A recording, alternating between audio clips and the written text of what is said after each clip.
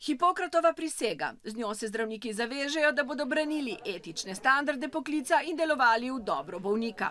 A slovenski zdravniki zraven očitno zelo radi delujejo tudi v svojo korist. Poleg plače v javnih zdravstvenih ustanovah so v zadnjih 8 letih zraven zaslužili še 151 milijonov evrov. Samo iz matičnih hiš, kjer so sicer redno zaposleni, so preko svojih zasebnih podjetij počrpali skupno 2,7 milijona evrov. Absolutni rekorder je zdravnik, ki si je v enem letu račun dodatno odebelil za 200 tisočakov.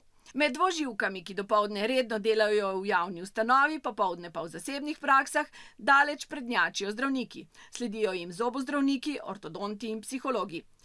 Da se je zaslužkarstvo zažrlo globoko v pore povsem netransparentnega in za korupcijo dovzetnega sistema, govori 1046 zasebnih zdravniških SP-jev in DOO-jev, ki so z javnim sektorjem zaslužila 69 milijonov evrov.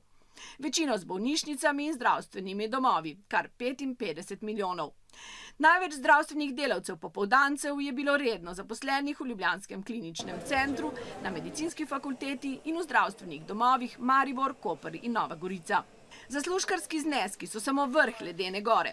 KPK je namreč lahko zajela le tiste zdravstvene delavce, ki so v zasebnih podjetjih odkriti lastniki ali družbeniki, in tiste, ki so svoje ekstra prejemke prijavili davkariji. Letno je bilo takih poštenjakov 2900. Skupno so v plači zaslužili dodatnih 167 milijonov evrov.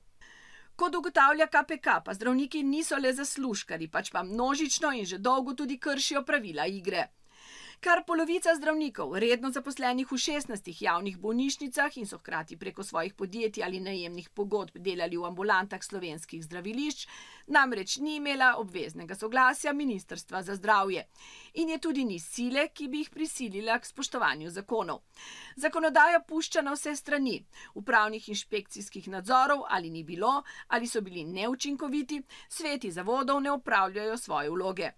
Za neučinkovit nadzor so krivi pomanjkljivi predpisi. Zakon o zdravstveni dejavnosti denimo ne omogoča inšpekcijskega nadzora nad dvoživkami, niti ne dopušča ukrepanja po zakonu o prekrških. Inšpekcijski nadzor tako lahko izvaja le zdravstvena inšpekcija, ki sicer ugotovi številne kršitve, no to pa pogosto nemočna zmrzne.